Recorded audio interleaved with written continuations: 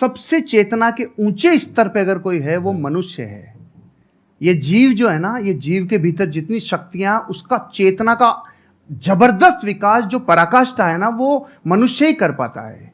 अब आपको अपना विकास करना है तो अपनी चेतना के स्तरों को ऊपर उठाना होगा। सर के बहुत सारे ऐसे सेशन हैं जो स्पिरिचुअल चैनल के ऊपर हैं, आप देखोगे तो पाओगे आपके भीतर की चेतना ऊर्जा बहुत जबरदस्त है। टमाटर के भीतर भी जो रंग महकता है ना, वो उसकी वजह से। अभी जैसे ये शरीर चमक रहा है, लेकिन अगर गिर जाता है तो 2 घंटे में सड़ने लगता है, 4 घंटे में कीड़े पड़ने लगते हैं। फिर वो चमक है किसकी?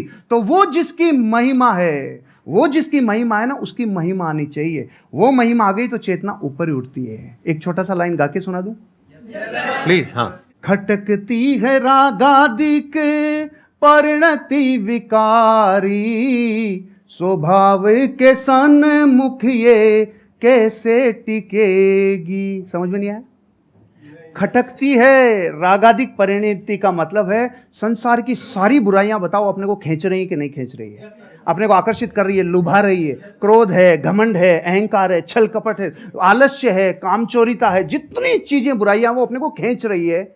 लेकिन उनके ऊपर जो सबसे बड़ा स्वभाव है ना अपना, जो आपने प्रश्न पूछा, वो स्वभाव जीव का उठना है। तीनों लोग जिसके ज्ञान में झलक जाएं, वो स्वभाव लेके पैदा हुए हो भाई।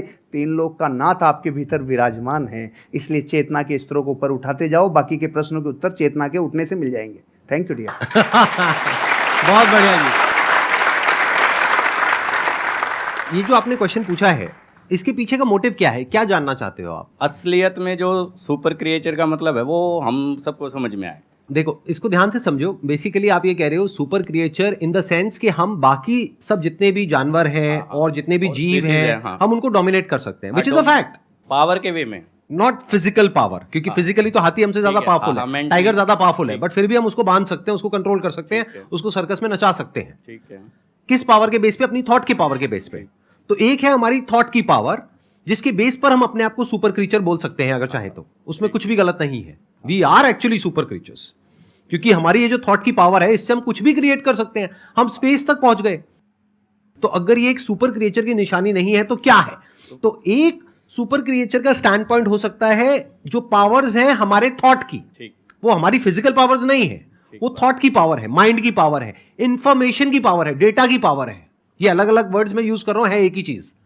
Without information there is no mind. ये सब नॉलेज की, इंफॉर्मेशन की, साइंस की, डेटा की, इन सब चीजों की पावर है। तो एक तो पावर ये है जिसके बेस पर आप अपने आप को सुपर क्रीचर बोल सकते हो, विच इज अ फैक्ट। एक दूसरी पावर है जिसके बारे में बहुत ही कम लोगों को पता है।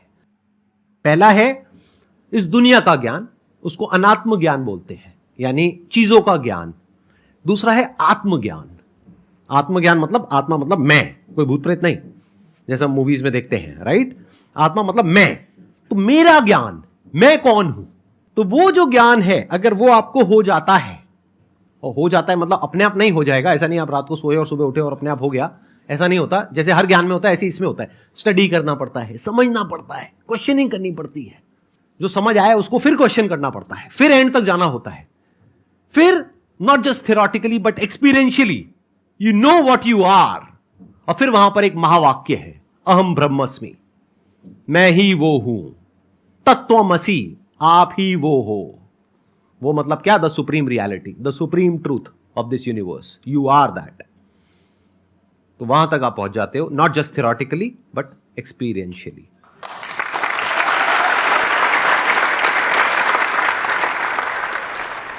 सर, जैसे कि हम किसी भी ट्रस्ट करते हैं, बहुत ज़्यादा ट्रस्ट करते हैं उस पर, और मतलब उसके साथ हम हर कुछ शेयर करते हैं, चाहे हमारा फैमिली में है, कोई फ्रेंड में है, कुछ भी हो। जब वो एक बार हमारे ट्रस्ट को हर्ट कर देता है, वो हमें बहुत ही बुरा समझ लेता है और कुछ भी कह सकता है वो कभी भी। तो दोबारा अगर उससे रिलेशन बन रही है, हमारी बातें करनी स्टार्ट हो रही है, सब कुछ हम इग्नोर करके, तो क्या सर दोबारा से उस पर हमें वही ट्रस्ट पहले वाली लानी चाहिए, उसके साथ शेयरिंग करनी चाहिए, या उसके साथ मतलब खुल के हम बातें कर सकते हैं कुछ भी? नेपोलियन हिल से जब जीवन में सबसे बड़ी सीख को लोगों ने कहा ना, एक लाइन में बता दो। नेपोलियन वो व्यक्ति हैं जिन्होंने 25,000 से ज़्यादा लोगों के ऊपर कई वर्षों तक अध्ययन किया, और फिर एक व्यक्ति राजस्थानी मारवाड़ी गया, उन्होंने कहा साहब हमें पूरा ज्ञान नहीं चाहिए, एक लाइन में बता दो, एक लाइन में बता दो। तो उन्होंने पता है क्या बोला? डोंट टेक इट पर्सनली, दिल पे नहीं लेना। दिल पे नहीं लेना, क्योंकि रास्ते में तो स्क्रैच होंगे, हम इमोशनल हैं, हमारे स्क्रैच तो होंगे, लेकिन अगर दो लोगों को अर्धनग्न करके दौड़ा जाए, एक को तेल लगा के और एक को सूखा, तो मिट्टी ज़्यादा कौन लाएगा?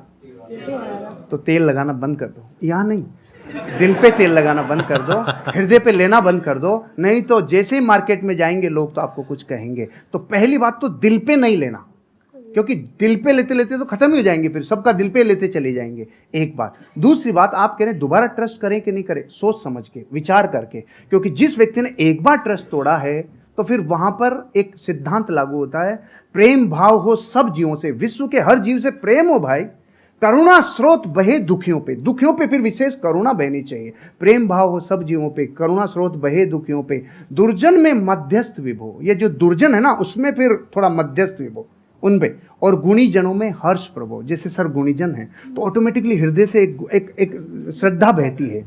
तो प्रेम भाव हो सब जीवों में, गुणी जनों में हर्ष प्रभो, करुणा स्रोत बहे दुखियों पे, दुर्जन में मध्यस्थ विभो। दुर्जन से थोड़ा दूरी बना के रखिए, आगे बढ़ जाएंगे। ट्रस्ट तोड़ने का मतलब क्या? वो छोटा भी हो सकता है, बहुत बड़ा भी हो सकता है। छोटा मतलब क्या कि आपको कहा कि हाँ हम यहाँ पर घूमने के लिए जाएंगे और एंड टाइम पे उसने कह दिया नहीं जाएंगे, ये भी ट्रस्ट तोड़ना है।